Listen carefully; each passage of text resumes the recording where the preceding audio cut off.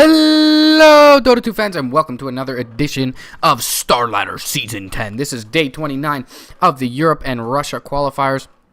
I am Maurice, please, your resident Canadian Dota 2 caster, and I fucked up my last VOD pretty bad, guys, so apologize about that one. Put the wrong scene on during the game, so we both lose there. I lose a good VOD, you guys lose a good cast, so unfortunately I hope you checked out the BTS stream there with Siori for the Starladder game, but I will certainly be casting the next one, and I will definitely check that it'll actually be the game. I was talking about playoff scenarios quite a bit in the last VOD, and that's why I had the other scene up with the chart here. But here is the updated chart from Liquipedia with Virtus.Pro's win this morning. They are sitting at 7-4. With Secret versus Tinker in the last game. Secret is sitting at 12-1. Tinker is sitting at 10-3. So, a few playoff scenarios for you here. PR, by virtue of losing to VP this morning, are effectively eliminated from the tournament. They are done here. So, not sure why it hasn't updated quite yet. PR, 1, 2, 3, 4, 5, 6. So, they do have only 6 losses, actually. So, they can end up 9-6 here. So let's say they win 2 out of 2, Empire loses 1, Na'Vi loses both, and VP finishes 8-7 or worse. PR actually can still make it through. Now, because VP won the head-to-head against PR,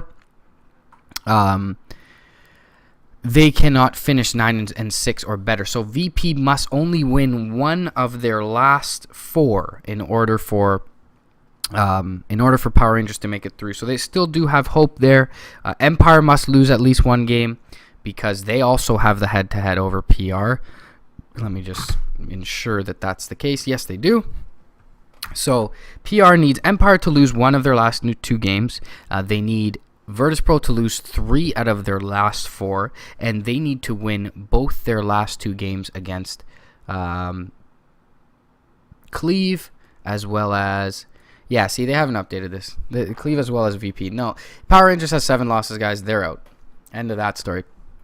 Liquipedia has not yet updated. Liquipedia updated Virtus.Pro's record, Team Tinker's record, and Secret's record, and didn't update Power Rangers' record. So, out of 4 teams that played in 2 games, they updated 3 teams' records for some reason. I'm not sure if I refreshed mid-update. I'll check again. Nope, they still have Power Rangers at 7-6, which is wrong. They should be at 7-7, and they should be eliminated from the tournament. They only have 1 game left to play, and that is against Cleve. So, someone tweet at them and flame them. I already did it last night, and it wasn't a flame, but I was wondering why TT hadn't clinched, and that is the next story we'll talk about. So TT looks like they're sitting pretty at second place in 10-3, but in fact, they have not yet clinched a spot. They have 3 games remaining to be played. 1 against Virtus.Pro, 1 against 4 Anchors. Actually, 2 games. Sorry, 2 games left to be played. 1 against Virtus.Pro, 1 against 4 Anchors. They played the third this morning, which was versus Secret just now, and they fell to Secret, who's looking super strong in these qualifiers.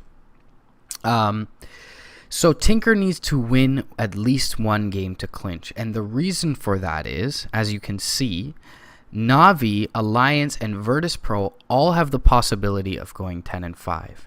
And in that case, there can be a 4-way tie between Tinker, Na'Vi, Alliance, and VP. So I'm not sure how Starladder deals with 4-way ties. The interesting thing about that 4-way tie, if it does occur, is that Na'Vi has beaten all 3 of these teams in the qualifiers so far. Na'Vi has beaten Alliance, Team Tinker, and VP. And it's for obvious reasons, it's easier to decide a 3-team tiebreaker than it is a 4-team tiebreaker, because in a 3-team tiebreaker, you would only need 2 matches to determine that. So, or 3 matches, I should say.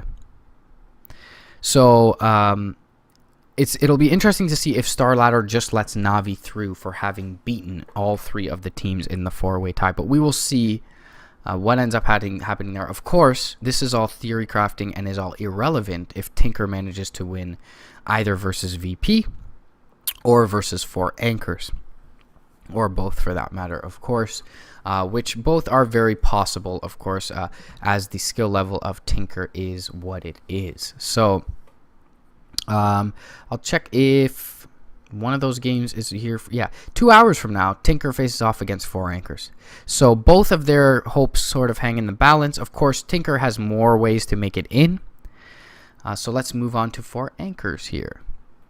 So we talked about VP. So let me just reiterate for you for a quick second. VP needs to win 3 of their last 4 and have one of 2 things happen. They need to win 3 of their last 4 and have Na'Vi lose both of their last 2 games, or Alliance lose their 1 remaining game. Now, the interesting thing is, if VP wins 4 of their last 4, nothing else matters. So their fate is totally in their hands. If they win 4 of their last 4, they finish 11 and 4. No, they'll finish 12 and 4 here. Virtus.Pro's record not quite updated yet. Let me make sure that they have 5 games left, because I believe it's 4 games left. They have Empire left. They have they have Secret left right now. So they have Empire left. They have Secret left. They have Album Sheet left. Yeah, so they only have 3 games left.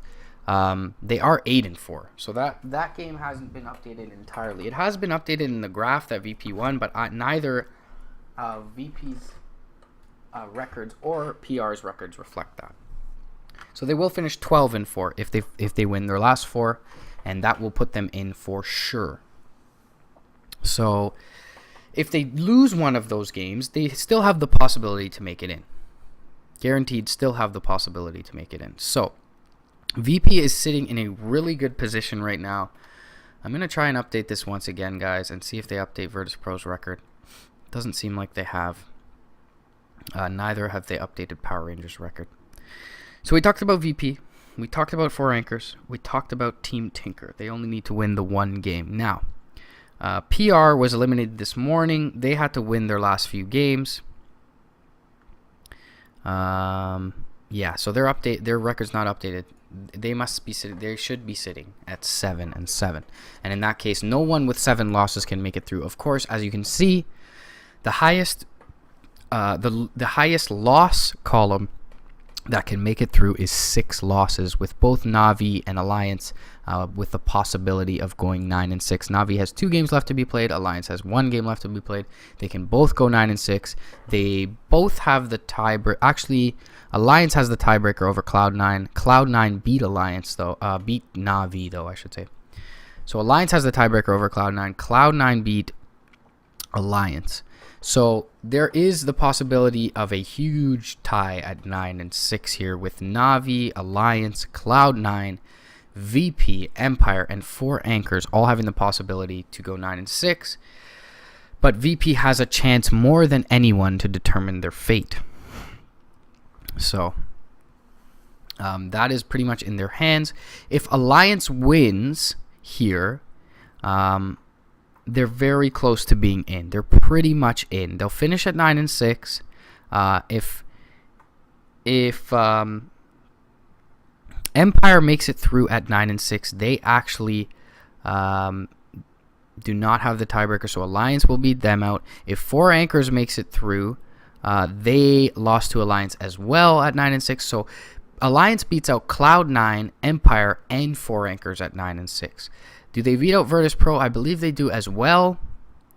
So if Virtus.Pro finishes 9 and 6, yes, they do beat Virtus.Pro as well. So Virtus.Pro, if anyone finishes 9 and 6, Na'Vi beats them out, or Alliance beats them out. What I was going to say is they actually beat Na'Vi as well. No, Alliance lost to Na'Vi. Na'Vi has the tiebreaker over Alliance, but if Na'Vi stays in the top 4 and Alliance does as well, meaning Virtus.Pro does not finish 9 and 6 or better, Alliance will certainly be in. So Alliance has pretty much their fate in their hands as well, unless, of course, Na'Vi, Tinker, and VP finish better than 9 and 6, in which case they would be bumped down for the lowest record of those teams. So it's in Alliance's best interest, of course, to win this last game. They have up against 4 Anchors, I believe. Yep. No, actually, Virtus.Pro Polar. Virtus.Pro Polar is Alliance's last game. So if they win that, they're very close to being in. They bank on Virtus.Pro or Na'Vi losing out as well. So Virtus.Pro has a very tough hill to climb, but they do control their own fate. So I'm sure they've been made aware of that by their coaches. In fact, what is more pleasing to them is they can eliminate their Russian rival Team Empire tomorrow, as well as make their way towards a top 4 spot. So if VP can beat Empire, Secret, and Album Sheet, they will certainly make it through at 12-4. They can, of course, also make it through at 11-5. So you assume they beat Album Sheet. That puts them at 9-4 because they are currently 8-4. This chart is out a little bit out of date. Whenever Liquipedia updates it, I will throw up the new one for you. So if they beat Album Sheet, they have 2 games left, sitting at 9-4. And if they can win at least one of them, they'll finish 10-5, which puts them in an extremely good position to make it through, and in fact will put them through, because Alliance and Cloud9 are Alliance, Cloud9, Empire, and 4 Anchors are the only other teams that can finish on 9-6. So 10-5 puts VP through. So they need to win 2 of their last 3 games, and that doesn't, they determine their fate entirely individually by themselves. All they need to do is win 2 of their last 3 games. Very possible. Of course, they face Secret. So they face Secret right now. And their remaining 2 games are, as I had just mentioned, Empire and Tinker. So VP has a tough hill to climb, or Empire and Album Sheet, sorry.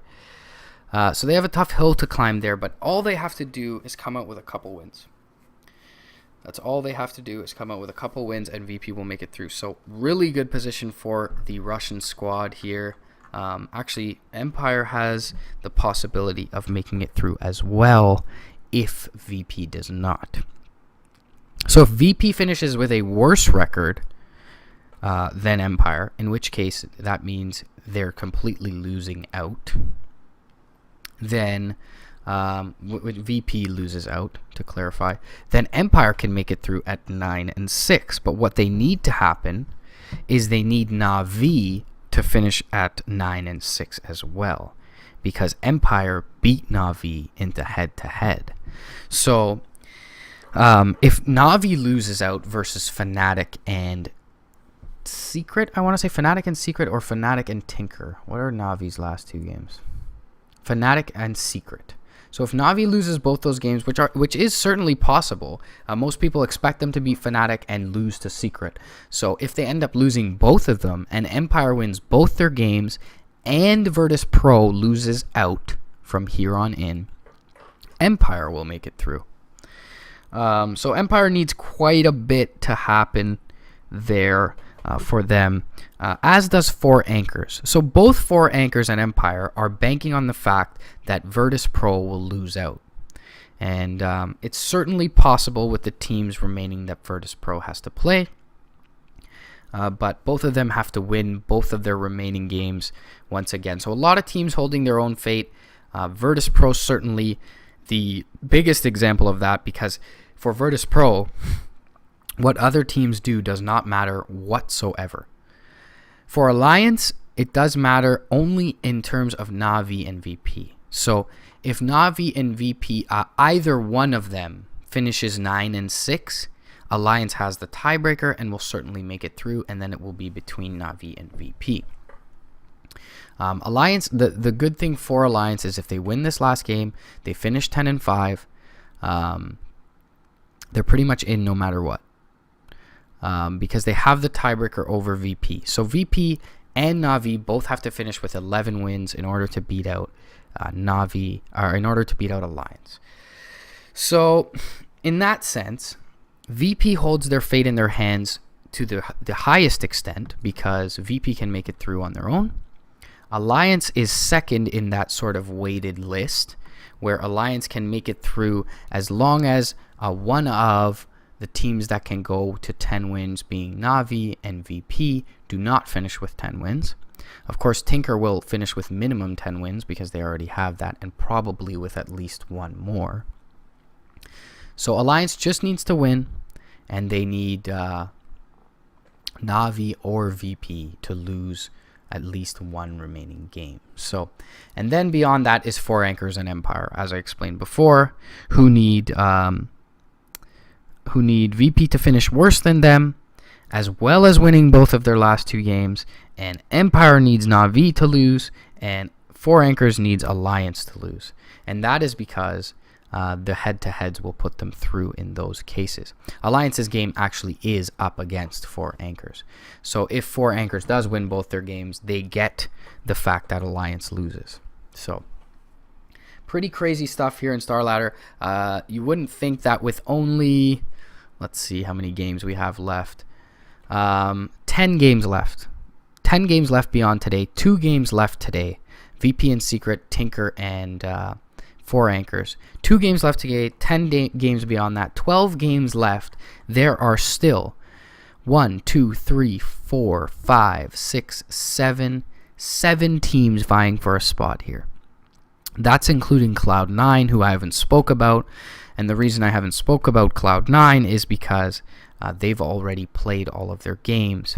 Now, Cloud9 scenario to make it through is, let's see what they've done with Empire as well as 4 Anchors. So, Cloud9 lost to Empire, and they beat 4 Anchors. So, what Cloud9 needs is, they need Na'Vi to fall in their last 2 games, because Alliance has the head-to-head over Cloud9. So if Alliance loses at 9-6 and Na'Vi finishes at 10-5 or better, Cloud9's out. So Cloud9 needs Na'Vi to lose out versus Fnatic and Secret, and they need Empire to finish worse than 9-6. So they need Empire to lose at least one of their last games, and they need Virtus.Pro. And they need Virtus.Pro to finish worse than 9-6.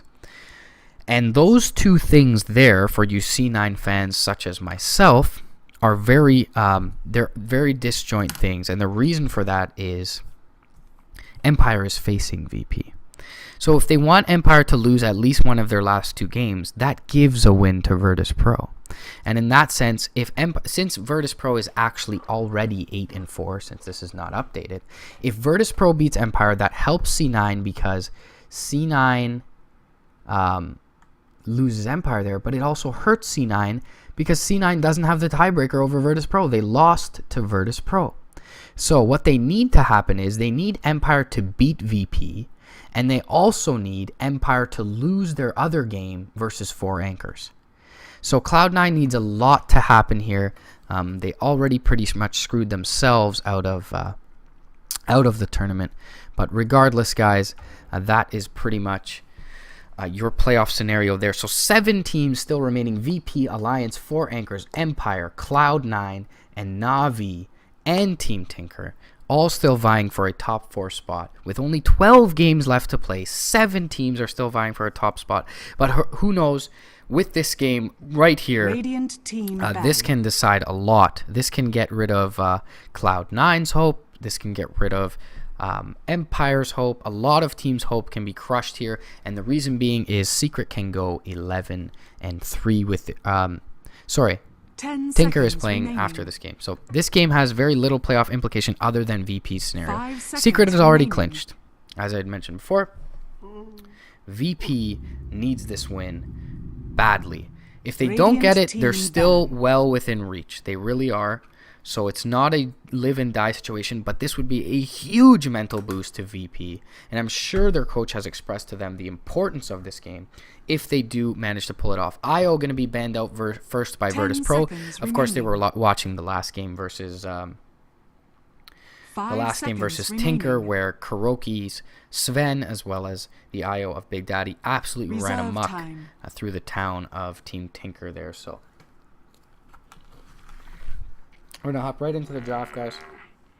Thanks once again for joining me. I am Maurice, please, your resident Canadian Dota 2 caster. And this is Starladder, day 29 of the Europe and Russia qualifiers. Sorry, guys, just getting in the end of my lunch there.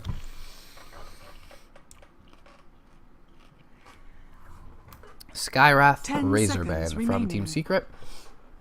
It's Razor quite a bit. 5 seconds remaining. So if Curl or S4 is not playing it, they certainly don't want to see it. He certainly is widely considered by both the players and the community still a very strong hero in this patch. So very warranted ban. Death Prophet can be banned out.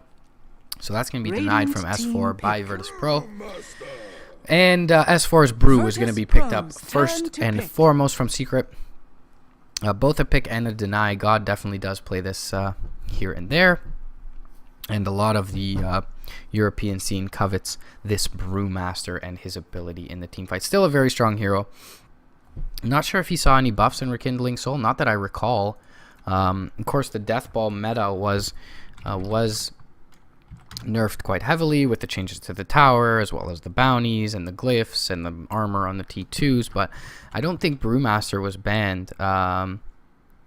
Yeah, so or nerfed, I should say. So they increased his drunken brawler timer from 10 seconds at all 4 levels to 16, 14, 12, and 10 seconds. So still ends up at the same position, but it's nerfed in the early levels. So Morana going to be the first pickup from VP here. So we'll see if Jodam ends up playing this or if it is BZZ in the 1 position. But generally you will see Jodam playing it, or Yol for that matter, but I usually see Jodam on it. Looks like we'll have Sadoy's Nature's Prophet here, if not BCC's in the safe lane. So pretty good start from Virtus.Pro. They're going to be able to split up the map. They're going to be able to roam.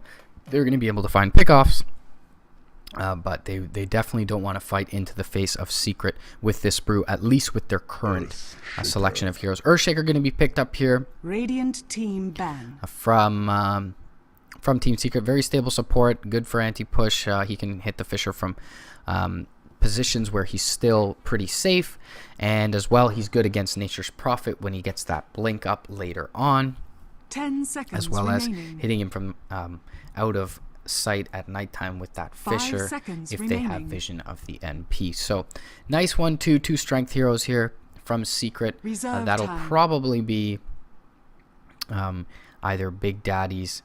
It'll probably be Big Daddy's or Shaker. Puppy may play it, but usually goes on a little bit more greedy supports, the junglers, and even the hard 5s like Crystal Maiden and whatnot. So we'll see if this Earthshaker has a little bit more farm priority than the other support hero they go with. Of course, this could be a core Earthshaker, but not run very often at all by the pro teams. So Virtus.Pro's turn to ban. Seems like more of a Virtus.Pro thing to do than it does a Secret thing to do. That is run a core Earthshaker. They've coined quite a lot of strats like that with the core Jakiro and whatnot, so made that very popular with teams like themselves and Complexity and even some of the Chinese teams running that in the Death Ball meta, so with the liquid fire spam. So ban out from Silencer here from Secret. So they saw that against them from Team Tinker from Sing Sing Silencer, who had quite a few nice silences, but still Secret most often ended up taking the fights. He was silencing on their relocates, and of course the IO is banned out here from Virtus.Pro, so Secret won't be able to do that. But 10 seconds remaining. They will. The silence will certainly affect their Brewmaster. 5 seconds in terms of if he's bursted down during that silence, and coupled with the last word, of course, that whole silence duration, the entirety of it, then they're going to have big problems on Secret. So they're going to ban out the silencer, their smart ban, and as well they're going to ban out the Batrider from Virtus.Pro. So don't want to see that more long range initiation to couple with the Earthshaker, and don't want to drag the NP out of his split pushing.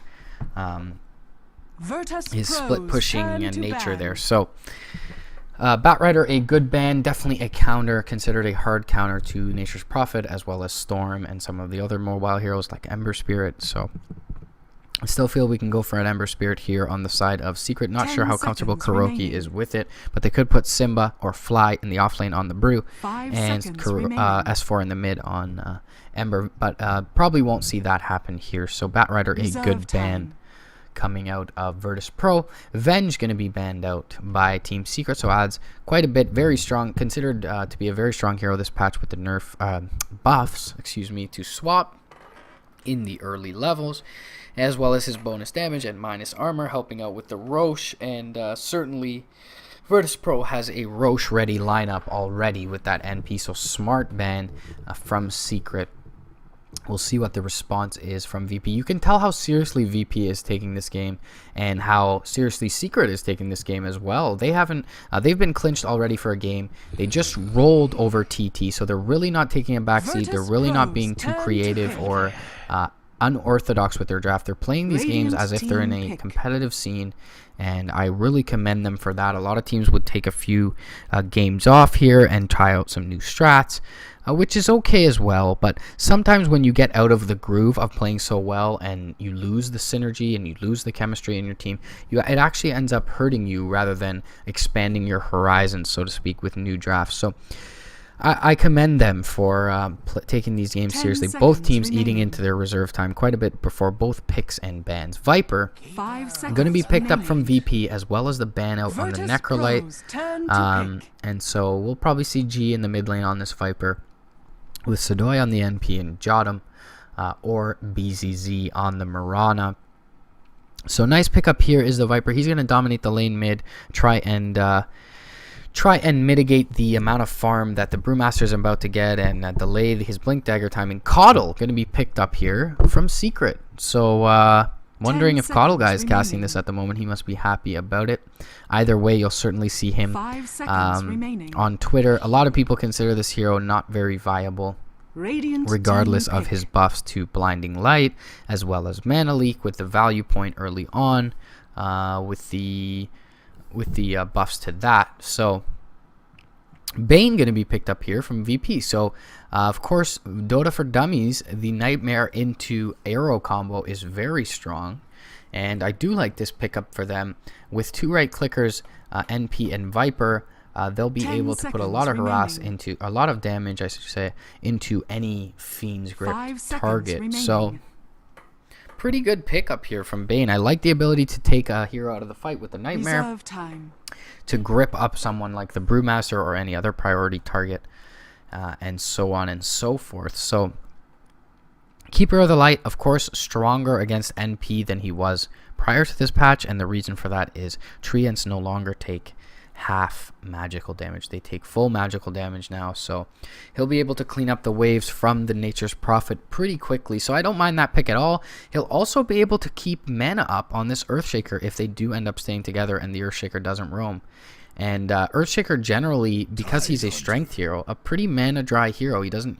He often starts with a few clarities if he's going to roam, because he doesn't quite have the mana pool to sustain spamming out those fissures. But with Shock or Magic, he will. So Keeper of the Light, not a bad. Tidehunter, another mana dry hero who has a really effective toolkit. So they're coupling well with this Keeper of the Light. He seems to be a very good support for their lineup here. So two big team fight ults in the Ravage, of course, and the Primal Split, and even the Echo Slam in there. And Coddle there to be the catalyst to this lineup, to ensure that everyone has mana up and that he's recalling targets who are in any imminent danger or into the push, and also, of course, spamming out Illuminates into the wave. So I like the Coddle pickup here from Secret. I really do. Medusa is going to be banned out, denied from Kuroki here from VP.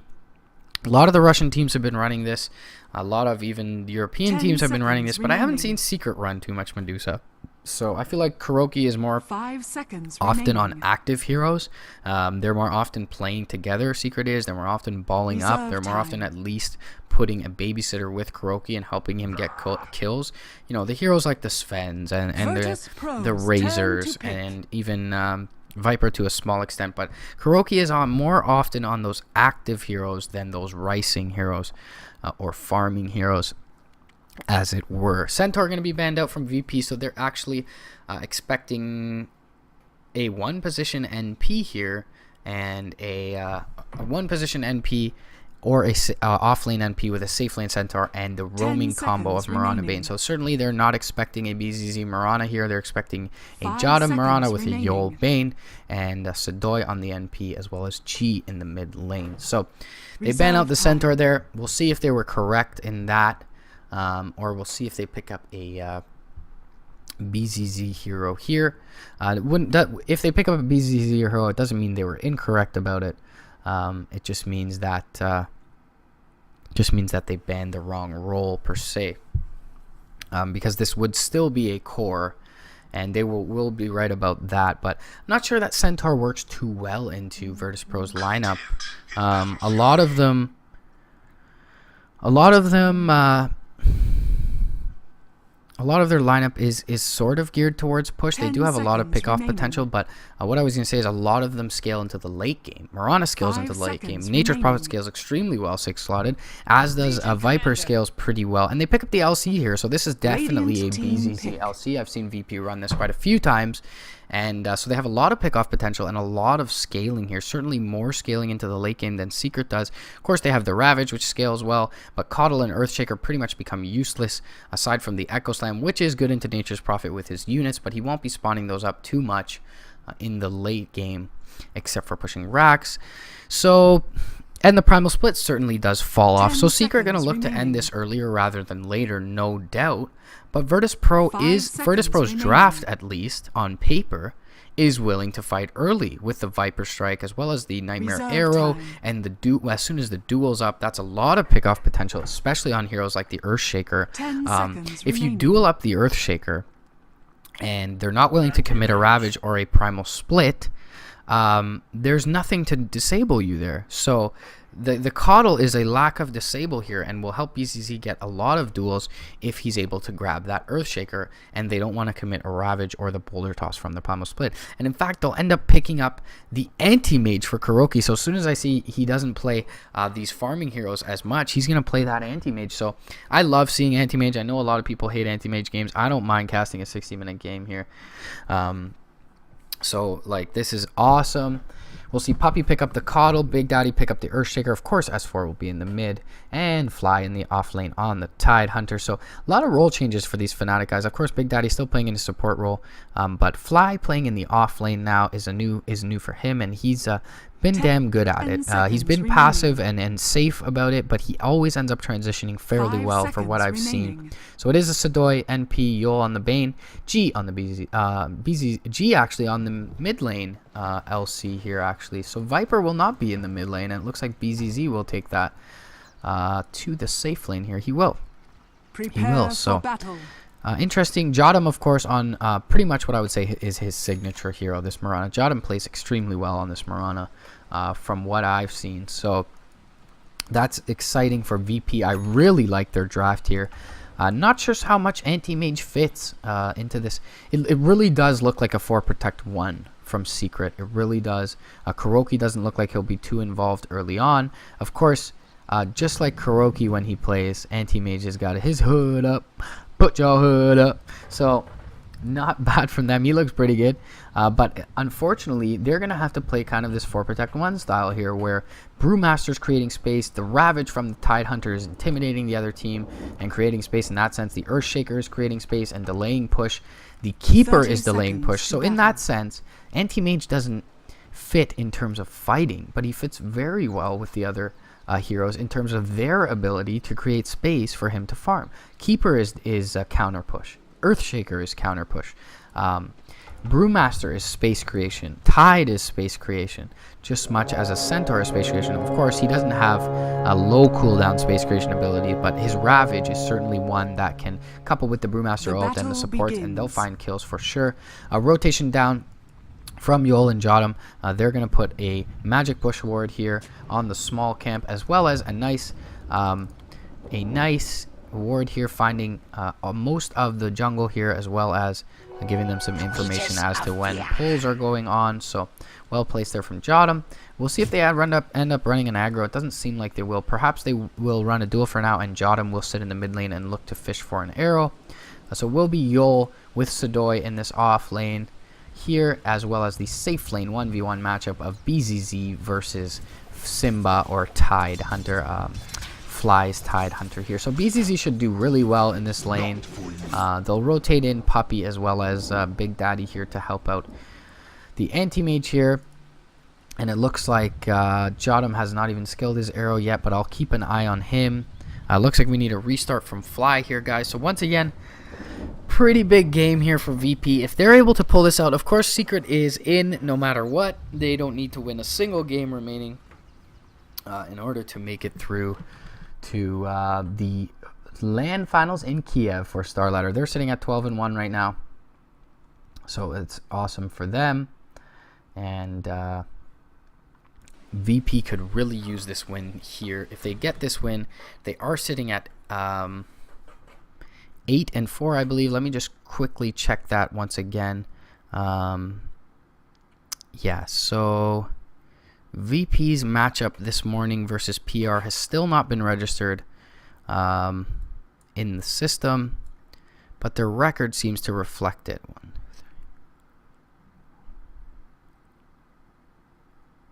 Yeah, so their record doesn't actually reflect it, as I mentioned earlier on, talking playoff scenarios. So VP is sitting at 8-4 right now. This will put them at 9 wins with 2 games left to be played, which is awesome for them. In that case, they'll be able to max out at 11 wins.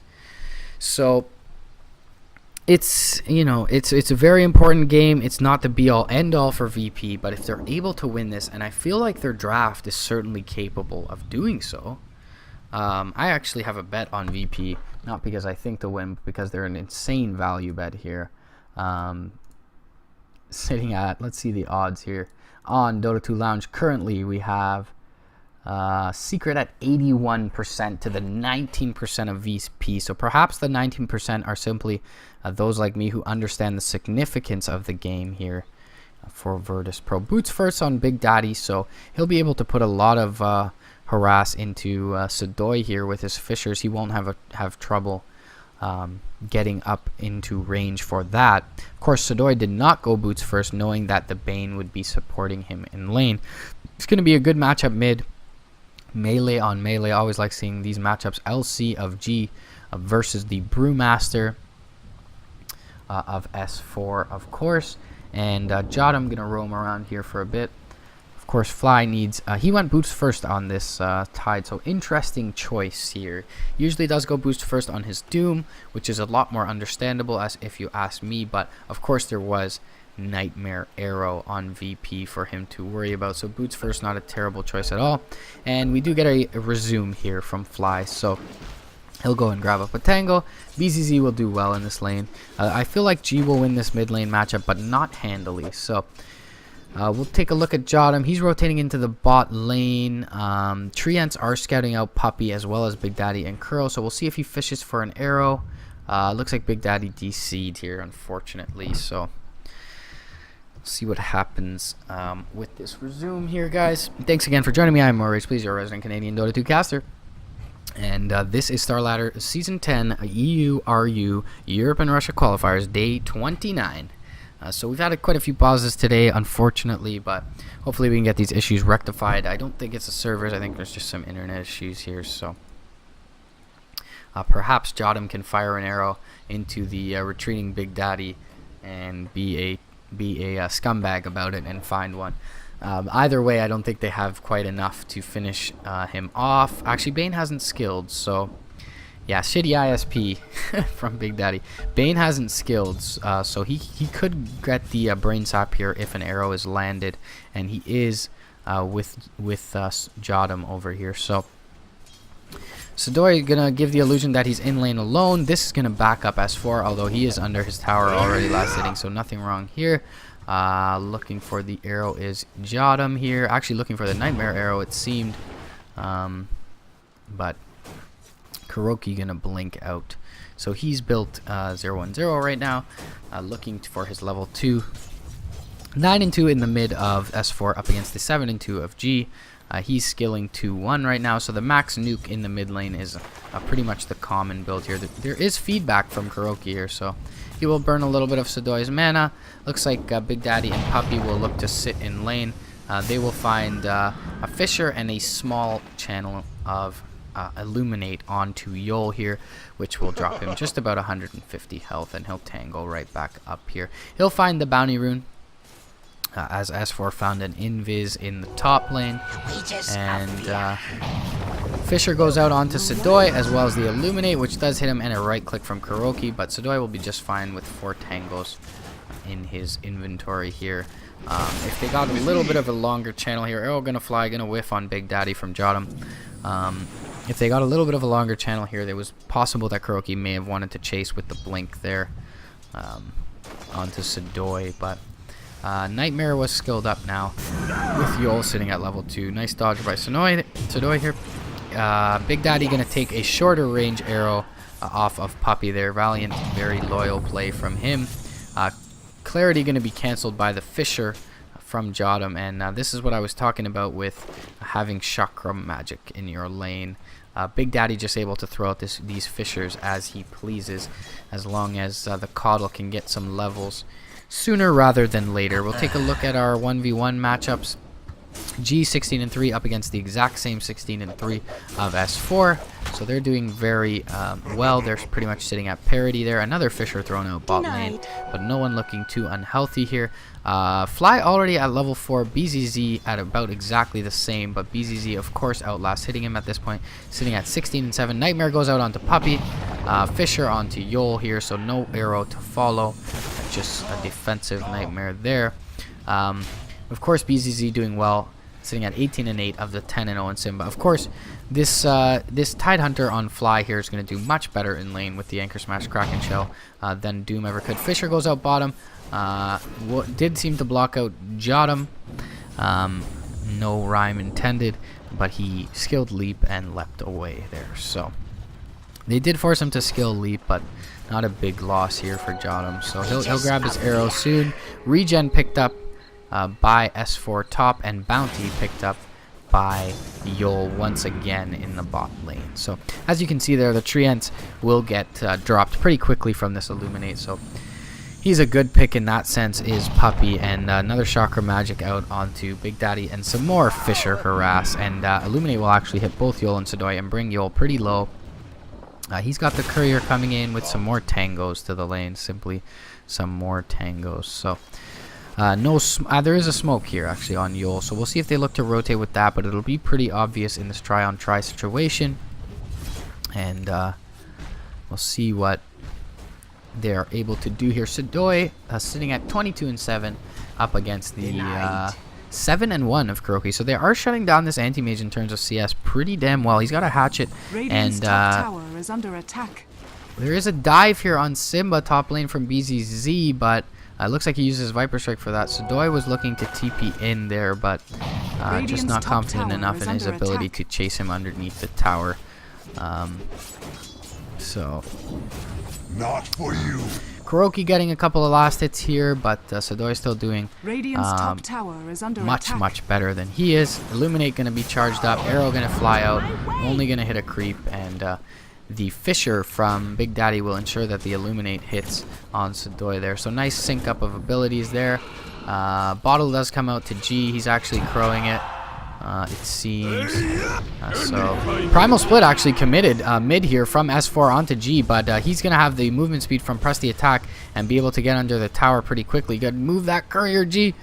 He does do so, and he's actually going to move it into some pretty dangerous territory here. Expiry on the Primal Split though, and the Nightmare from Yol here. He's got a duel. Arrow going to come through, and it's going to hit S4 just at the last second. He's got a duel. The Brain Sap going to go in, and G is going to be cleaned up just after finishing off S4. Nice rotation in for Kuroki, as well as the Fissure coming out here. Simba is here with an Anchor Smash, but no Ravage just quite yet. Kuroki not willing to blink forward, but we do get so both teams with some positive outcome there. But we do get the brew going down of S4 first. That's going to delay his blink dagger and bring him a little low. They're actually going to fisher out Jotum here, but he'll leap away. And this does create space for Sadoy at the end of the day, and it does give damage to G. So he wins his first duel. Very nice rotations from the supports of VP there. Of course, the supports of Secret coming over as well in the mid lane to find a return kill. And they got the return kill on exactly, I was going to say exactly the person that they wanted to, but Kuroki actually didn't pick up that kill. It was Poppy who ended up finishing off G's Legion Commander there. So little unfortunate for them. They would have liked to have it on Kuroki. He's actually going to take some farm in the mid lane for the time being. See if Jotum fishes here for an arrow. He does not have vision of Kuroki or anyone for that matter at this point. So Bane, Yul, and Marana Jotum in the mid up against Simba. It looks like S4 is rotated down to the bot lane for a bit. He doesn't have Primal Split for another 30 seconds, so interesting choice here. But they do have a stack to farm up. We'll see if Chi uses this duel onto Simba before he grabs Ravage. He's one creep away from this Ravage. Even the deny here will give him Ravage, and it does. So he does have Ravage now. Aggress on the bot lane into Sadoy. He's Fisher blocked out. He will actually sneak through the side here, and Illuminate will miss on him, and that'll mean he's fine. Picking up his first Null Talisman, it seems here. Going for this early fighting build. S4 is back in the mid. Simba is postured up on the Bounty Rune top lane, so perhaps expecting G as well as Jotum to go in here. Fisher block is nice from Big Daddy, but duel. No, arrow actually going to hit. Arrow does hit an illusion, so G does pick up Big Daddy, but after the duel, and he will not get his TP out, so not worth it here if he does end up going down, which he does to the Wind Panda. Certainly not worth it there, and they'll even pick up Jotum with the boulder toss happening before the leap. So 2 for 1 for Secret. Marana and a core G just for Big Daddy's illusion. So nice micro there from No Tail or Big Daddy on those illusions, putting them in front of him so that he wasn't able to get arrowed. Fisher block out onto BZZ in the top lane. TP's coming in. BZZ way overextended here. Ravage is going to go out. He's going to find a kill on Simba, and he might even get one on Big Daddy here as well. But the Thunderclap will finish him off from S4. So good play from BZZ to get one there, but really overextension. First use of the Ravage though. All the while, though, Kuroki has been catching up. He's sitting at 23 and 3. He's got a Ring of Health.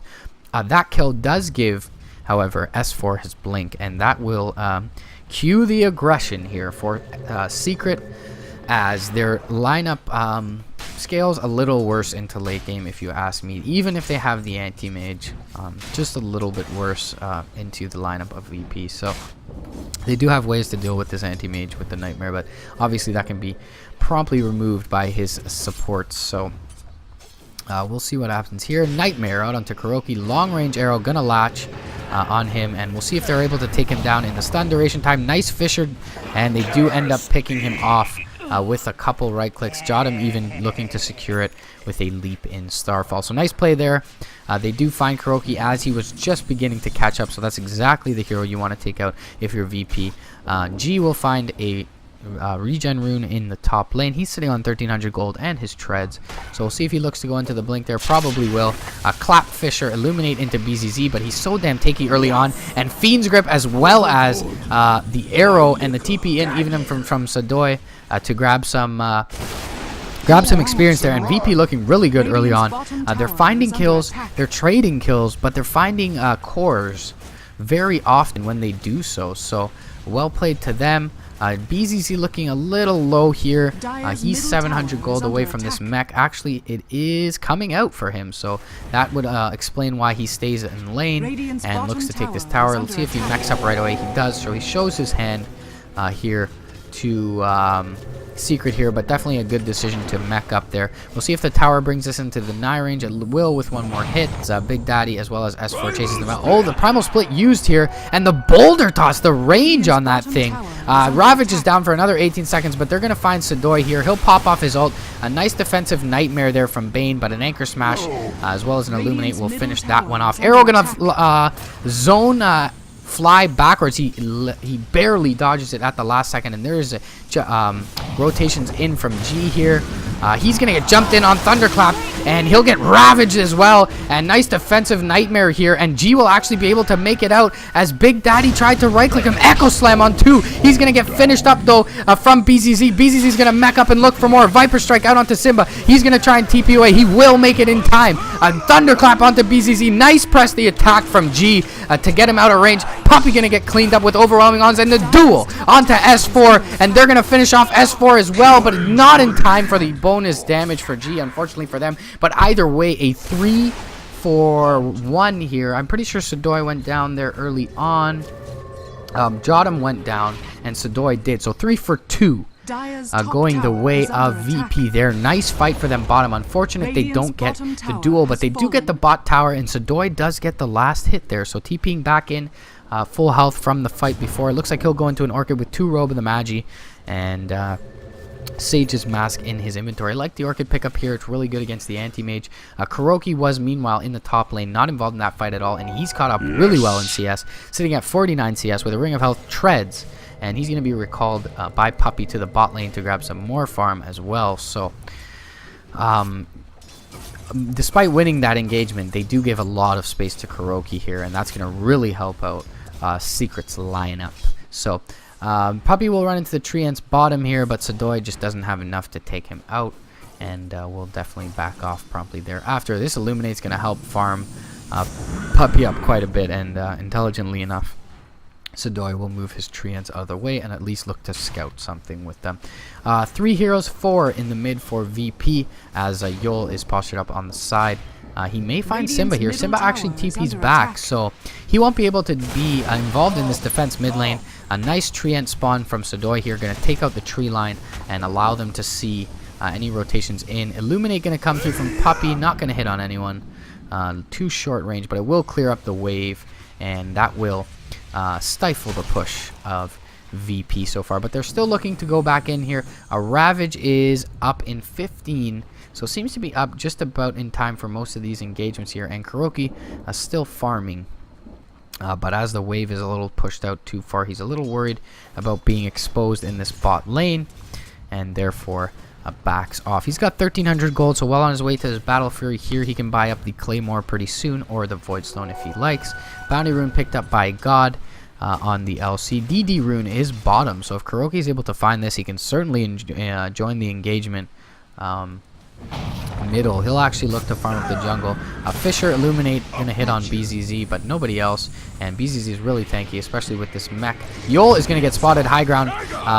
Jump in clap from S4, and Echo Slam even committed. Arrow gonna go out onto S4. Nice brain sap, and the mech from the low ground from BZZ to keep Yul alive. Moonlight Shadow even pop, but they will grab up him with the Illuminate. A duel is gonna be disjointed from the Primal Split. Is that even possible? But they do bring down Kuroki in the meantime. Actually, the duel was on Kuroki. As you can see, the bonus damage from God there is gained, and they will be able to disengage. So they lose a Bane for an Anti-Mage. Great play by both Yul and BZZ with the Brain Sap and the mech from the low ground. A lot of teams would have just left him there, but they're able to sustain him. They jump in with the double damage from G, and they pick off Kuroki there. So really shut down is Kuroki on this Anti-Mage. Like I mentioned at the start of the game, I just don't feel like he's one of those carries that likes to be alone, like an Eternal Envy or a Black or a Burning.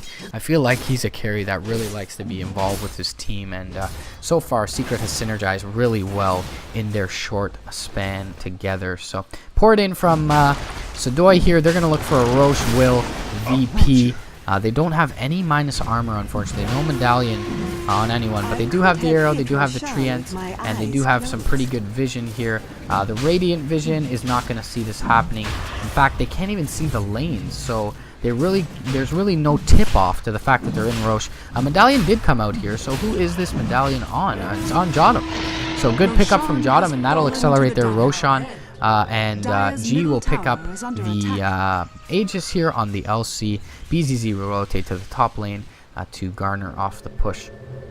or ward off the push, I should say, from S4 and Big Daddy. They will TP bottom and look to find Yol here. A long-range Fisher will be there, and it will connect on Yol. Blink in Clap will also connect if S4 wants it, but actually he was a little far behind, didn't run up with Big Daddy right away, but Big Daddy will be there in time. Kuroki will blink forward. This Clap will come out soon. Can Yol TP out in time? Probably not, and he won't even waste it. Kill going the way of S4. A little bit of a feed there for Yol, not sure what he was doing out that far, but Secret will punish him for it, and well played by them. Of course, the Blink Dagger is up on G. We saw it used in the mid lane for the duel there. 1400 gold on him. Can he blink out in time here? Simba spots him from the high ground. Gonna be patient about it, but he will walk into mid lane where Jotum is. Is there a blink? There is a blink Ravage here. Jotum and G need to be really careful about this pickoff. Doesn't look like he wants to blink in. Puppy not quite in range there, but a double Ravage here from Simba would really spell doom for both of them. And Yol in the back lines here. Do they have vision top? They don't. They have it real close. Ravage here from Simba. Nope. We're gonna pop the Moonlight Shadow here. Can G get out? Yep, he's going to walk away from the tower, and he'll be able to blink promptly thereafter. But will he blink towards the fight is the question. Good play by Fly not to use his Ravage there. A lot of players would have gotten greedy and took in that two-man Ravage, but G may have been slightly out of range. Or Yol maybe have been slightly out of range, I should say. G certainly was. He was the one that Fly gushed up there. Thought I heard the dual sound, but just press the attack here. And looks like a BKB going to be built by the LC here.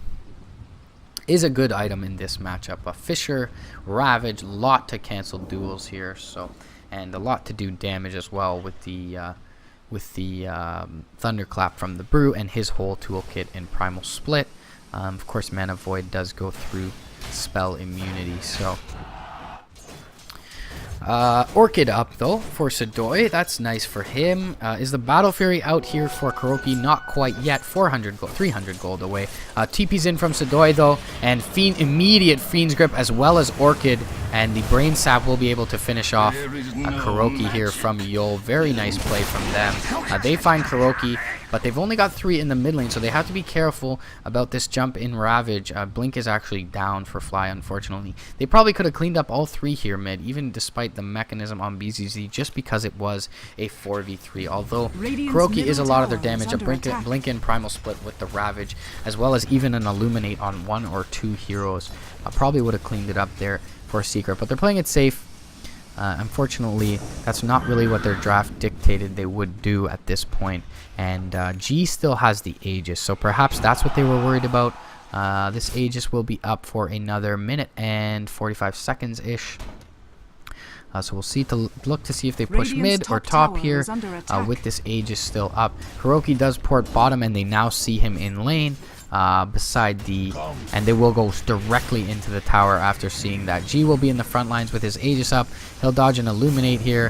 The Treants will try to, but they won't be successful. Blink and Clap, Primal Split. Arrow gonna go out on Simba, and a nice gonna hit him before he's able to use the Ravage. He will pop off the Ravage now. And press the attack, as well as Moonlight Shadow will go out. Sentry Ward is down though. G will die, and they'll have to re-engage here off the back of the respawn. Jotum is going to get hit with a Boulder Toss. Blink and Duel on Kuroki, but will they have enough to bring down G here? Echo Slam and the Enchant Totem, and they will bring down G on the backlines. 2-0, as well as an Aegis going the way of Secret here. And Kuroki picks off another in the backlines. Looks like Yol went down to the Mana Void. So double kill for Kuroki. And 3-0 in the mid lane for Secret. Well played by them. And that's a Battle Fury for the Anti-Mage of Kuroki here. So no good is it for VP. Too bad there was no BKBs out in that fight. That would have surely won them the fight there. But well played by Secret to get back into this game. So we'll take a look at the graphs here. When that registers, you'll see the spike back up, sub 5,000 net worth lead and less than 2k experience lead now for VP. Was once generated to in excess of 5k and 3k in terms of net worth and experience respectively here. So Little bit of a push coming out in the top lane from Big Daddy as well as Puppy. It looks like BZZ going to march right down the mid once again. They know this Ravage is down, and it's still down for 60 seconds, so perhaps they just want to take a tower off the back of that. They know they've still got a pretty good advantage here, and so they'll look to do that here. Looking for a dual bot lane is G, but he won't find much. Kuroki was just recalled to the top lane, so therefore S4 could not go in on G when he jumped out into the lane, and Yol will actually find out S4 here, but S4 will know that he's warding. He'll TP out actually, and so S4 was not able to see him there TP out. So G will do a little farming. He needs this BKB bad. Tower's not in deny range mid, so a little passive for this stage. Sudoi doing a little bit of defense top, but he can get hit with a Fisher and a jump in from Kuroki here. He still does have the Orchid though. Arrow flies out from Jotum, not going to hit anyone, and Kuroki as well as Big Daddy will back off for the time being. So runes were grabbed, not sure exactly by who. Double damage by G here, so he'll be farming up the enemy jungle a bit. He's got a GG rune in his pocket, so really good for him. BKB comes out for BZZ here. BZZ's BKB is out, and LC, of course, G working towards that as well, and as is Sudoi. So mass BKBs coming out here for VP. Definitely really helps them against the Brew and the Tide and the Earthshaker. So really good picks here. Feedback actually doesn't go through BKB either, so really good pickups here from the 3 cores of Virtus.Pro, and they'll be able to do a lot of work in these fights, especially if they're able to get the jump with a Fiend's Grip or an Arrow or the Moonlight Shadow into a duel simply. BKB with the duel, nothing to cancel it at this point if he jumps on Kuroki. Kuroki can use the Mana Void. It has a mini stun, I believe. Yep. Still has a mini stun. I was just making sure they didn't remove that from Mana Void there, so he can stop the duel actually. So he must be the one to be dueled on, but I'm sure VP are aware of that, and there are pro players. Of course, they're going to take any pick they can get if that is the case, but in a 5-man fight, if she has her BKB popped and is dueling, LC's duel can be cancelled by the Mana Void. So maybe a waste of a big ult, but I wouldn't consider it a waste if it keeps someone like the Brewmaster up and he's able to get the split off. Even though these BKBs will mitigate a lot of the damage that split is able to do. Jotum is D'ing top. He's got Sudoi in the jungle, but there's a 4-man movement here and 3 of them are in the fog. So there is a TP in here from G, and he needs to be worried. BKB was popped by Sudoi here. Big time misclick. So that's his 10-second BKB. Wow, Sudoi, please. So they'll give up the tower here, top lane, off the back of that wasted BKB, and that is super unfortunate for VP here. And BZZ will look to put some pressure into the mid lane, but immediate TP's in from S4 as well as Big Daddy, and that'll force him to back off and deter his aggression there. So maybe they wait for this BKB here. Kuroki blinks out top to bait. Arrow's going to scout out a lot of people here, and that's going to make G back. They'll jump in on him, and they'll see him with a Sentry Ward, and Illuminate finishes him off. Actually, Kuroki going to find him with a Mana Void. So that's big here. That's very big for Kuroki. He's almost at his ultimate orb, and he's going to have less than 30-minute Manta Battle Fury, which is awesome for Kuroki's anti-mage. Blink and clap. Gush, BKB TP out from BCZ here. So 2 10-second BKBs wasted for VP. So these pickups for them already not doing much. Hopefully they can sneak into the Roche Pit for their sake sometime soon. Big Daddy just gonna look to probably farm up maybe a jungle creep here, maybe push in the lane. Doesn't have anyone to TP towards him. Force Staff is out now for Fly. Vlad's is up on S4's Brew, so that's going to help out the anti-mage quite a bit, and the rest of the team, of course. Ultimate Orb comes out here, and Manta up very soon for Kuroki. So he's hitting critical mass in this mid game, and going to make it tougher to be dueled on, Orchided, etc., etc. So 'tis mine. Orchid perhaps not the best pickup into Anti-Mage who generally builds into Manta anyways, but perhaps his plan is to use it on the Tide or the Earthshaker. But generally they are positioned in the back in the beginning of these fights in order to get off their big ults. So we'll see how it works out for Sidoi with this Orchid. Ag's going to be built. 1,000 gold away is BZZ. Jottam going to pick up an Illusion Rune top and scout out with them a bit. Manta is now up for Kuroki. He's got to be leading net worth at this point. Actually, just behind the Nature's Prophet, but his name is Nature's Prophet for a reason. So, despite his few deaths, take a look at the KDA. Sidoi is sitting at 1-1 and 4, and Kuroki also sitting at 3-3 and 4. So he does have a couple kills to account for his deaths as well. BKB bought up here finally by G, so perhaps they look to take Roche and go for a fight. They have scouted it out. The Radiant Vision did see G walking down towards the pit, and they see G and Yol standing outside the pit right now, and they've seen them go in, so this could be disaster for Virtus.Pro here. They don't deward in time, and not sure if they just saw rotations through the jungle, the Radiant side here, or if they expect this. Yeah, it looks like they expect it. Illuminate being cast here, but it looks like they're just going to sack this Roche. It's going to be finished off quickly here by G, and he'll pick up the Aegis. So Illuminate a little too late there from... I'm so surprised they didn't make a rotation. They have great pit fight here. Absolutely wonderful pit fight with the Ravage, Echo Slam, Illuminate. So weird that Secret decided not to go in there, especially with the 5 men that they have. Primal Split's up now. I'm not sure if it was up 10 seconds ago, but I would be surprised if it was not. Kuroki going to do some split push with his illusions in the top lane. Glyph going to be pop bottom as well as top. So, and there is defense here from Secret. Fisher onto a few, jump in, Primal Split, BKB pop by BZZ. Yule's up from the Wind Panda onto Sidoi. He can BKB TP out, and that's exactly what he'll do. Will the physical damage be enough to bring him down? It will not.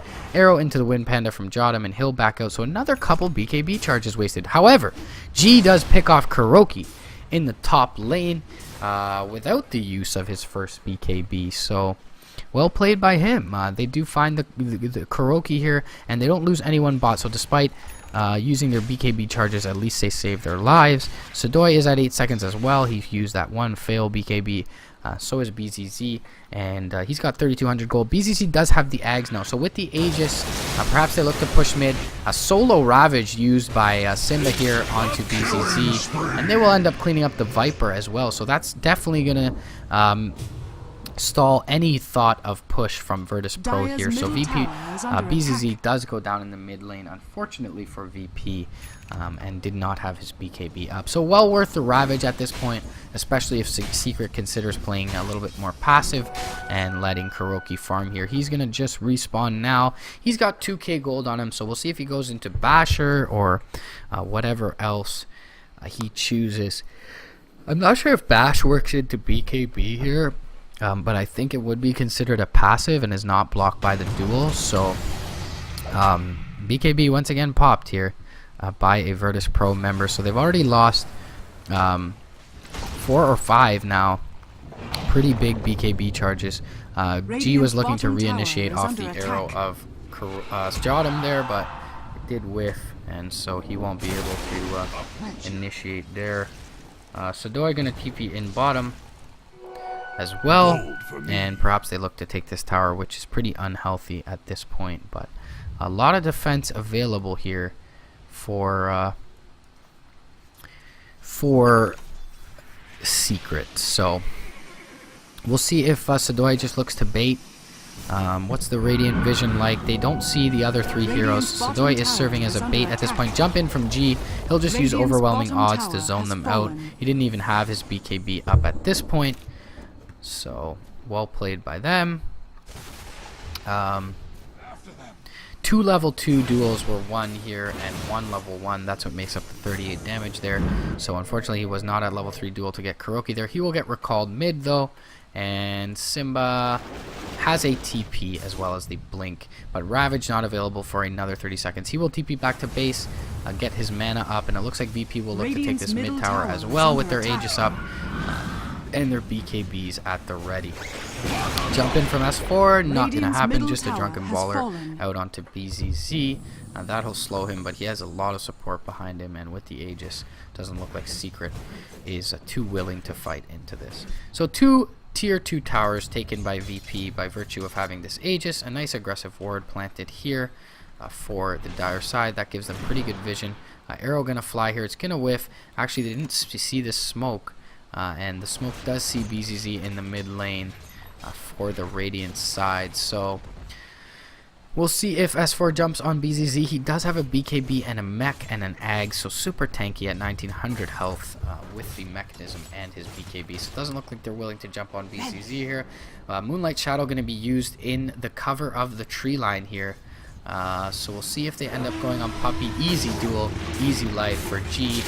They can cancel this. No BKB used, so well played by G not to use it, but no Fisher comes out from Big Daddy. He'll actually just block off the path that they have to the rest of the team, and they will back off, only losing their support, Coddle. Sad is Coddle Guy, very sad at this moment, but unfortunately Radiant's middle tower that Coddle just really doesn't matter much. Arrow gonna fly out from Jotum, not gonna hit anyone. They're gonna put some chip damage into this tier 3 as they're being split push top, and Kuroki will take this T2 with ease and pick up the last hit there. Well played by him. Yol is here top with a Fiend's Grip though, and he will be able to grab him up, and G will come in with the Viper Strike as well as the Orchid from Sadoy. Kuroki is dead here. Oh, nice Manta out of the Manta out of the Orchid. Great blink in the opposite of the intuitive direction from Kuroki, and he's gone. And Jotum even picked off in the bot lane in the meantime. So win all around the map. They get a tower. They save their carry. So great. As I was mentioning before, the Orchid pickup, stopped by the Manta. Nice blink from Kuroki there. Excellent play by him. Really calm, collected play there. Knowing exactly how much he has. And he does pick up the Basher, as I mentioned. So good pickup here into the LC, I believe, as well as simply the rest of the lineup. Can stop the TPs from Sadoy on that NP. And it does pierce magic immunity, if I'm correct about that, if I recall correctly. And I think that's the case. Where is his Basher? Oh, it looks like he sold it, and he's going to go for a heart here, actually. Yeah. So heart is going to come out instead, or Satanic for Kuroki, whichever he decides to pick up. But there is a Vlad's already on the team, so in the team fight, Satanic may not be the best choice. But he does grab up his Reaver here. I would have liked the Abyssal Blade. I really would have. For any dual target, for the LC on any dual target, etc. To lock down anyone with his illusions. He can kill off Bane as well as Mirana in the duration of an Abyssal Blade easily. So Forstaff is out for Jotum here. Anything for the Bane? He's actually going for BKB on Bane. So pretty good pickup. Will allow them to lock down one target reliably in the fight. And, you know, aside from the Mana Void usage on him. But Fiend's Grip drains mana, so it certainly won't do damage, but it can cancel the Fiend's Grip there. So we'll see what Kuroki decides to use. He'll, of course, Mana Void within his own discretion there. So take a look at the net worth chart. Kuroki is second. Overall, just behind Sadoy still, but followed closely by BZZ and the LC. And as I mentioned in the draft, S4 is pretty much falling off at this point in the game. He's actually built a BKB of his own. So recall from the Coddle, they're going to pick off Yol in the top lane easily. And he actually nightmared an illusion. So unfortunate for him. Recall was from Puppey to S4 in this mid lane here, and a lot of farm going the way of Puppey there. Has he picked up anything? He has picked up a Rod of Owie as well as the team's mechanism, so pretty farm, sitting at the highest of the supports in the game. Puppey usually does sit at the highest of the supports, but generally on jungling heroes like the Enigma and the Chen. So still will assume his position at the throne even on a Coddle guy. So BZZ going to push in the bottom lane, but Puppey going to farm this up with his Illuminate, and not sure how late VP can take this. Of course, S4 falling off, of course, not so effective with their BKBs up. However, the anti-mage of Kuroki, bigger and bigger. He's getting there. So, Arrow gonna fly towards the camp. Right idea, but doesn't find anyone. LCG gonna pick up the bounty rune, and looks like he's building into an AC for his team. Very good item to help out with the push that they otherwise lack, as well as in his duels with the minus armor aura and the plus armor aura to help out against the anti-mage and even the right clicks of S4 here. See if we find an engagement top. Looks like there's a recall from the Coddle. Moonlight Shadow is going to be popped here, and S4 is in the top lane. Sidoi has spotted out Kuroki, but it looks like there is vision here from this Sentry Ward, and Sidoi going to force staff himself to safety, and that's going to have to sound the retreat for VP here. Ward put up on the high ground, but that's already spotted out from Jotum, so just going to give them that immediate information of the fact that all of Secret are here, and that will force Secret to back off as well. Roshan respawn is coming soon in just under a minute here, and Sidoi gonna port right into the pit, but he won't find him quite yet, unfortunate for him. And they do see Kuroki in the top lane here, so they can go into Rosh as soon as they spot it out and then TP back. We'll see if there's TPs here on G. There is a TP on pretty much everyone on VP except for Sidoi, and he's got that ability as a basic one. So Dire's middle tower is under Nightmare does come out on Kuroki here, but Yol is alone, and he better back off soon. Fiend's Grip going to be used. Arrow as well as the Orchid. Ravage onto 2 though, going to save Kuro, and Kuro's probably going to find a kill here if he mans up against Sidoi, but BKB popped, and that'll back him up. And will they find Simba here? They do find him with a dual win for G there. So looked almost a little lucky on that cast for G, but excellent play there. Of course, you always want to use a duel on a sure kill. And Sidoi's going to pour right into the Roche pit. And Kuroki actually with Big Daddy and Puppy is going for Jotum here. He's going to try and TP out, and nice Fisher from Big Daddy will secure his death. But all the meanwhile, Roshan is at 3/4 health, and BZZ is rotating in. Unfortunately, Jotum is their medallion carrier, and looks like Puppy is invis and Big Daddy is as well, and they're going to go right towards the Roche pit here, but they'll be a little too late as G will pick up his 3rd Aegis of the game, and Cheese will be on the ground. Actually, Cheese will go to BZZ, and Immortality once again to the Legion Commander. So Sidoi has picked up his Monkey King bar here, so if Kuro decides to build into that BKB, that'll pay dividends for him, and he looks to be building into a sheep here. S4 did pop the split here. Nice blink out from G, and that's going to be a wasted split. They're going to clean up these 20 gold Brewlings here. 35 gold actually at level 3. So S4 does waste the split here, but not too big of a deal. It doesn't look like VP is going to immediately react to push off that. It's not that big of a deal at this point in the game, especially with 3 of their cores holding on to BKBs. Jump in Echo Slam top onto Sidoi and Jotum, and the Mana Leak onto Sidoi as well. And that'll sound the retreat for Secret after using the team fight ult, especially with the BKBs off of cooldown. What the heck happened there? I just hit the replay bar by accident. And Yol actually picks up BZZ here. Arrow duel on Puppy. Free damage for G coming away here. So sorry about that, guys. What the hell? I thought they mass TP'd. I'm like, Pit Lord is not in the game yet. Kuroki manning up. Fisher block on 2. They're going to turn on Kuroki, though. And the Orchid out on him. He has his Manta down. G going to chase him down with his overwhelming odds movement speed. Blink away from Kuroki. And they're not going to be able to follow him in time. Kuroki will get away. They'll get a 2-for-1. Bane going the way of Secret and Brewmaster, as well as Coddle, S4, and Puppy dying for Secret there. So Arrow almost hitting Big Daddy there, but just a little short, and good fight here for VP. Let's see if they force buybacks. They're quite low in a few of them here. Sidoi is just going to go back to base here. And we'll see if they just look to put some chip damage into this tower. G gonna go in and intimidate. He's got 7 seconds on his BKB now. And the BKB of BZZ should be around there. 6 seconds as well. And Sidoi's is at 6 seconds. So 7, 6, and 6 for the LC Viper and NP, respectively. Side the Vice, though, is now out for Sadoy here. So he's itemizing really in the old ways of the Prophet here with the treads and the couple damage items. Orchid into Scythe was very common back in the days of the Shadowblade Prophet, and it's really good to deal with this anti-mage, and perhaps that's why you see the return of this build here. Jump in onto Yul. He'll get cleaned up real quick.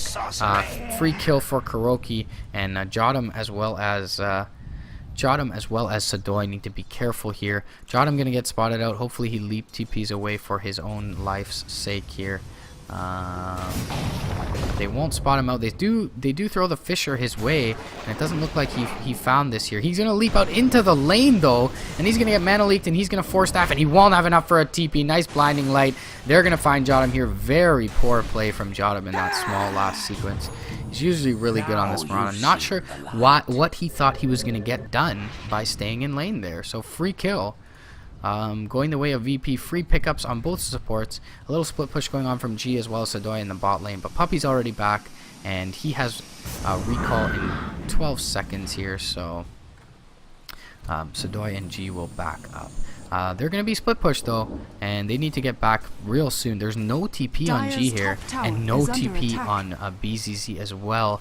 I said that in the reverse order. Only Sadoy can get back, and he's actually going to jump in behind the anti-mage. Fiend's Grip goes out. He does a nice BKB, but a jump in Echo Slam from Big Daddy will cancel the Fiend's Grip, and unfortunately, Yul getting a little stingy with his BKB there. He doesn't pop it.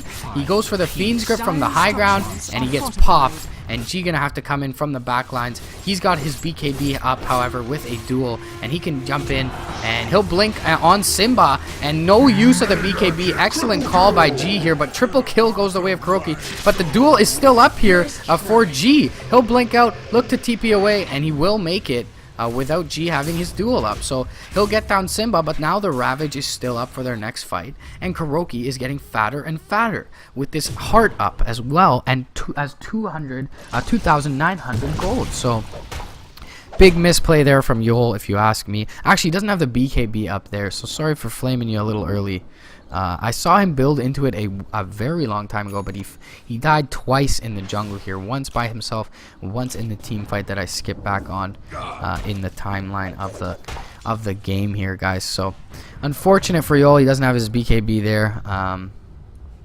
And what a crappy caster calling him out like that.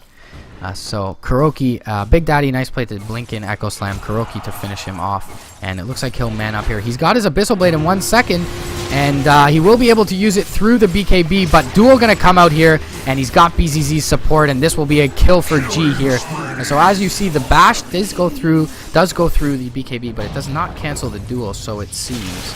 And Big Daddy will jump in. Blinding light on BZZ to the low ground. Arrow gonna go out and latch onto Big Daddy and finish him off. Nice play by Jotum. BKB hot pop by BZZ here. Sadoy in the front lines with his BKB up, but an immediate buyback from Kuroki. G is also in the fight. Moonlight Shadow going to be popped, and Fiend's Grip goes out onto Kuroki. He'll be popped up though by the Wind Panda by S4. Excellent play, blink out by Kuroki. Arrow going to whiff here. Jump in, Ravage on 5. Double Ravage from Fly. He's going to hit them all, and VP's going down in a hurry here. Press the attack. They're going to try to keep G up alive. Overwhelming odds as well. Will he have the blink in 1 second? He does, but S4's there with the right clicks. He won't be able to get up to the high ground. Blink and clap from S4. They'll clean up Sadoy in the background, and G will go down, and they're all dead. For fucking VP here. It looks like it's going to be my value bet in the trash. Nice play from Simba here coming in, and they weren't counting on that Ravage. Buybacks are up for all 3 cores of VP, so we'll see to look if they push high ground here. Kuroki pushing out the lane in top. The rest of the team pushing out the mid here. Only Big Daddy is down. Buyback status for all 3 of the cores. As I had mentioned, no buyback on Jotum or Bane for Yul. They don't have enough gold for it. Immediate buyback for BZZ. They don't care. They're going to force out the buybacks from Sadoy as well as G, and all the lanes are pushed out here for Secret, so there's no rat possibility for Yul here. The Viper Strike is ticking out S4 here. There's a jump in from G. They're going to clean up the illusions in the top lane, and they'll only end up losing a T3 for it, but great fight for Secret here in the mid lane. And we'll take a look at the graphs here, and Secret has finally, after the entire game, surmounted a small, albeit very small, 1,000 net worth lead, but that's huge for having an anti-mage at 46 minutes into the game, and VP probably kicking themselves over that engagement. Still have a 3,000, Secret has gained almost a 4,000 experience lead as well at this point, so really well played by that engagement. Made great decision by Kuroki to buy back. He probably bought back, and he didn't have bots there, but he now has 4,000 gold. I think bots would be certainly a good decision from him, but he could go for that last damage item.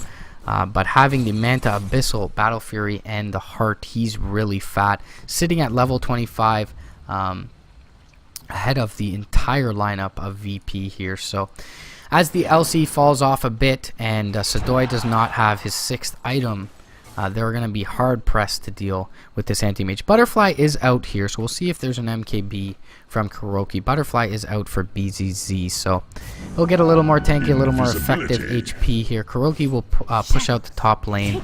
Perhaps he even goes Linken's, a little unorthodox, but that Fiend's Grip does seem to be the only thing they've been able to initiate with him on. Orchid can come, Hex actually can come out from Sadoi here. Can they jump in and duel him? No, but there's an arrow, and it doesn't hit.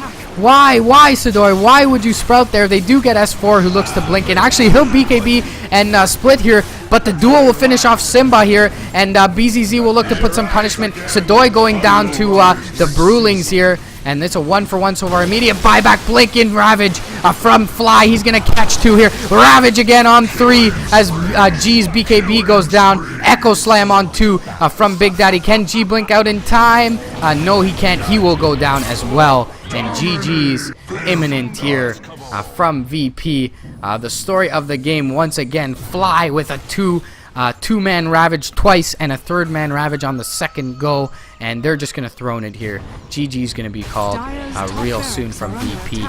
Really well played by both teams. They're so unfortunate for VP. Pretty much the only team, other than the one team that beat Secret, to even have a chance there.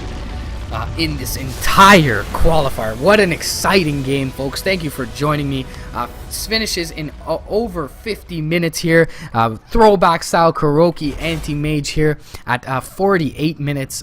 Excuse me on that one. He does end up finishing them off. So unfortunately, great first 35 minutes for VP, but 2 engagements, 1 mid, 1 in their own jungle, will spell their doom, and that's got to be a crushing blow to VP's hopes here for the Starladder EURU qualifiers. This is day 29. I am Rich, please, your resident Canadian Dota 2 caster, and this has been another cast of Starladder Season 10 with Team Secret defeating Virtus.Pro. So Virtus.Pro still does have a chance, guys. They've got to win out from here on in to try and secure a spot.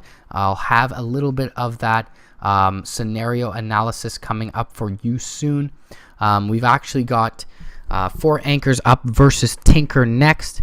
Tinker is looking to secure their spot, and so they will face off against 4 anchors. If Tinker wins, they are clinched as the top 4, and 4 anchors is officially mathematically eliminated. So I'll be right here, guys, and I'll be back real shortly to bring you the next game, which is Tinker versus 4 anchors in the Starladder Season 10.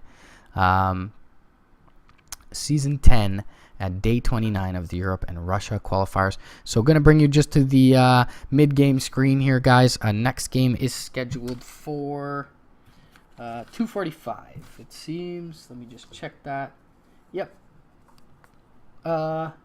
Yeah, so scheduled real soon. Should be up real soon. I'm just going to bring you into the loading screen for just a quick second and have a bite for myself here, and hopefully we'll see the Liquipedia page get updated so I can throw that up for you guys. Thanks for watching again, guys. I'll be back very shortly. I'm Rich, please, your resident Canadian Dota 2 caster.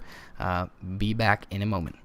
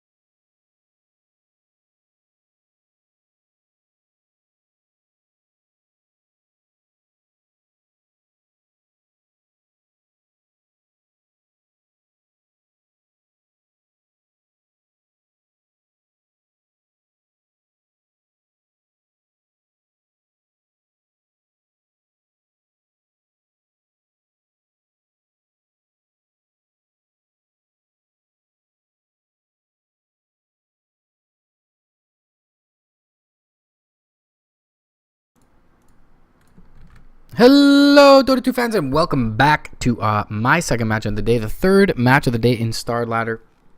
Third match of the day in Starladder. 4 ASC, 4 anchors, and C captain versus TT.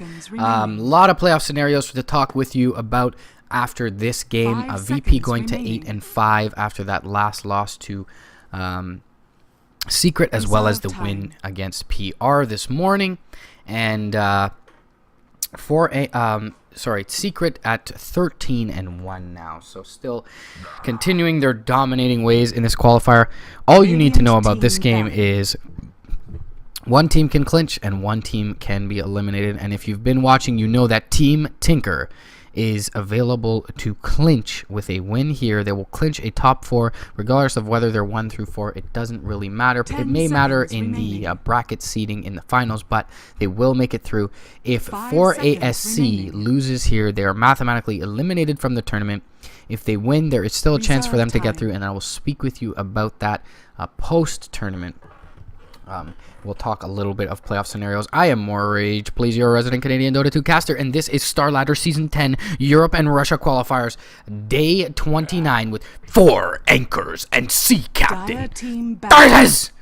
Team Marino, Tinkerino. And we've got another match for TT today. They fell earlier in an absolute stomp to Team Secret, where they called GG around the 25-minute mark, maybe not even that long. So probably around 21 or 22. You can check out the VOD on twitch.tv/Dota Starladder_EN. My VOD for that one was pretty screwed up because I'm a fool and put the wrong scene on during game as I was talking playoff brackets here, so or playoff scenarios here. So Team Tinker looking to bounce back. VP looked really good versus Team Secret last game, but unfortunately they came out with a loss.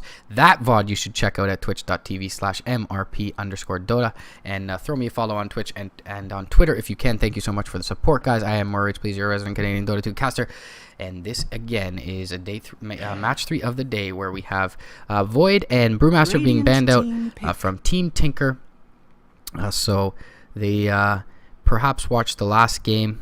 But either way, Brewmaster still a very coveted hero, and if they don't have it on Sing Sing or EGM in the off lane, generally they don't have it at all. So Death Prophet for Sing Sing will come out here, something he's certainly comfortable with, and then Net Diamond is the first pick from 4 ASC. If you guys aren't aware, this is 4 ASC is pretty much the squad that was under Fnatic for the last few days. Of course, as you can see, only Matumba Man in the mid and Boogie in the off lane are coming over with Trixie from that squad. At the moment, we have Valix and Jerix standing in for the other 2 players. Fnatic's new squad is now pretty much the absorbed roster of MYM with Ace, Rise, etc., as well as Radiant team pick, as well as Hani playing the mid for them. So split up completely from Fnatic as they disbanded the old Fnatic. Anyways, Trixie on 4 ASC. Fly and No Tail are Simba and Big Daddy now, respectively. Of course, are on Team Secret, doing very well, and Hani playing currently with the new Fnatic or MYM. So 10 seconds remaining. So we have a Razor pickup here from 4 ASC, which will probably be played by Matumba Man in the mid, and Skywrath Mage. So two very strong 1-2 combo here. Razor up against the DP is a very good matchup mid. I would favor Razor a little bit as soon as he gets up the bottle and is able to sustain the Crypt Swarm spam. Viper banned out, as well as the Centaur from 4 ASC. Team ban. Don't want to see Koikva's Centaur or Pycats if they do end up running it in the safe lane sometimes, but generally you would see Koikva for TT on that Centaur, and definitely don't want Blink Initiation available for them. But the Earthshaker, we're going to see an Earthshaker pickup again from the Radiant side. This was played by Big Daddy in the last game versus VP for Secret, and is now most likely going to be played by EGM, if not Bulba, here for Team Tinker. So they'll ban out the Terrorblade, very strong hero here, of course. Would be played by Trixie, who is the 1 for this team, and 10 seconds So remaining. they'll ban him out, widely considered as one of the better heroes in this patch. 5 As would seconds I am a remaining. shameless Terrorblade picker, and I'm not worried about it. So flame me all you want. Radiant I team wasn't a ban. Terrorblade picker, however, when he was super OP when he first came out, Dire team unfortunately ban. for my MMR's sake. But yeah.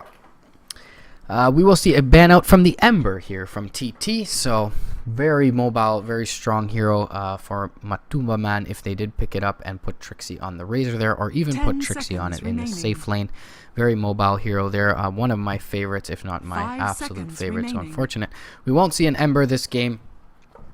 He's certainly pretty Reserve good time. into Earthshaker with the Flame Guard, and good to chase down the DP who would otherwise pretty much outrun every hero with the standard phase Ewell's build that most Death Prophets go these days. IO going to be banned out from 4ASC here.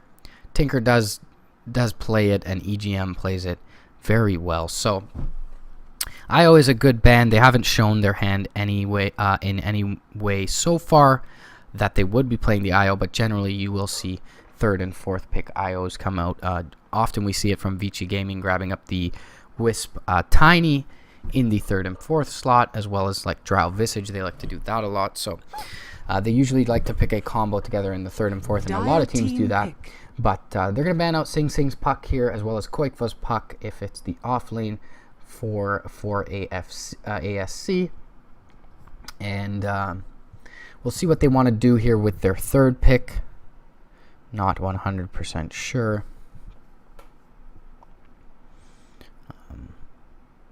But we'll see what they couple here. Rubik, very strong support.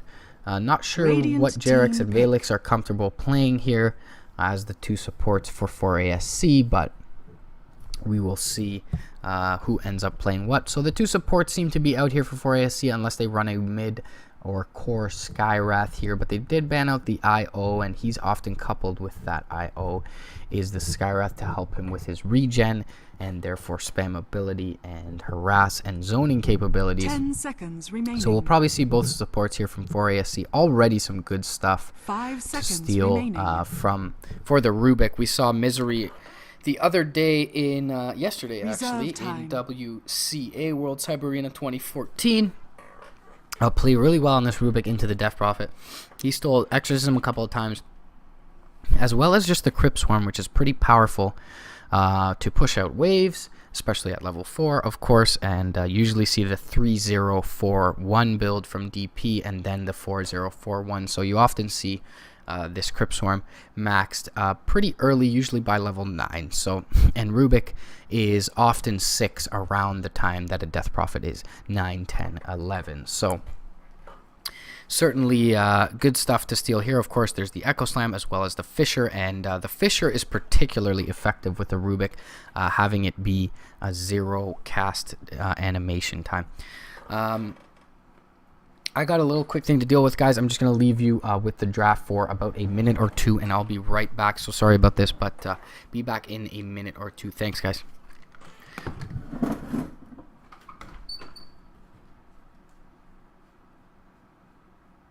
Ten seconds remaining. Drow Ranger. Dire team pick.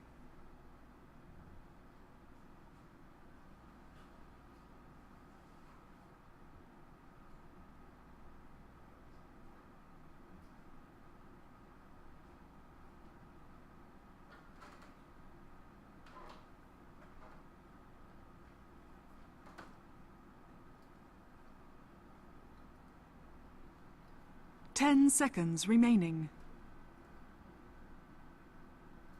5 seconds remaining.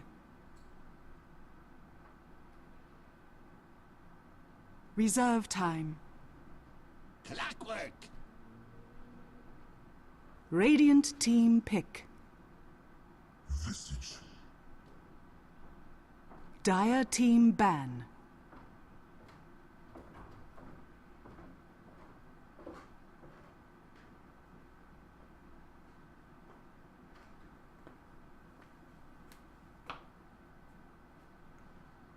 Ten seconds remaining. 5 seconds remaining.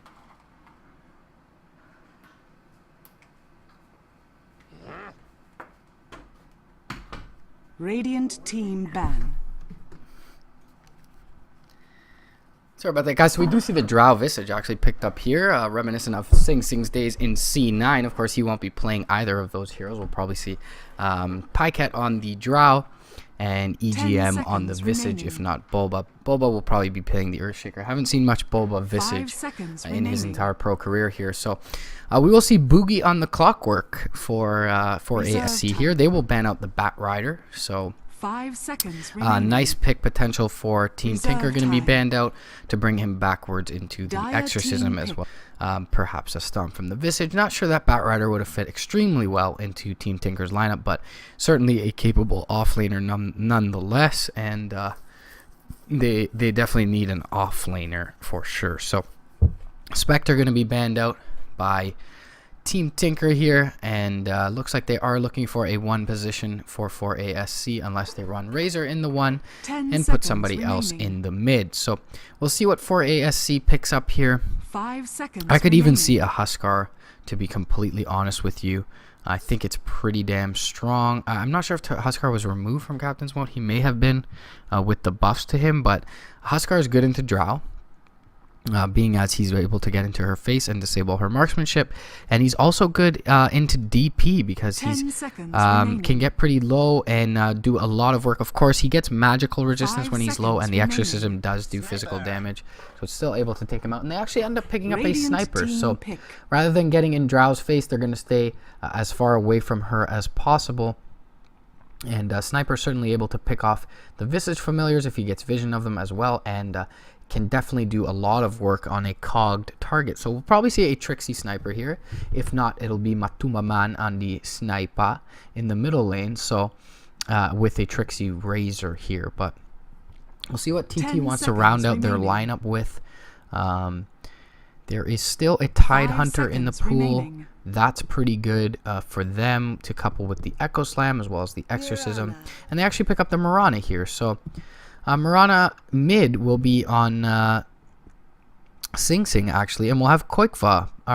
Probably Mirana safe lane, sorry I should say. And we'll have Koikva in the mid playing on Death Prophet. So as I mentioned earlier today when they face up against Secret, Team Tinker very flexible with their roles, and usually will just put the players who are most comfortable on the respective heroes rather than having a solid 1 position role or 2, etc., etc. Generally, you see Sing Sing in the mid, but we all know how potent his bottom is, so he'll pick that up even if it is in the safe lane, and Koikva will play this Death Prophet here. Matumba Man will be in the mid on the Sniper, and actually Valix is going to take up 10 seconds the remaining. 1 position Razor here, the stand-in, and Trixie will take up the 5 Clockwork. We seconds all know he's a remaining. capable offlaner, of course, from his days in Fnatic, so he will pick up the Clockwork there and look to do work on the off lane. So we'll see how they choose to lane this. It looks pretty standard from both teams, but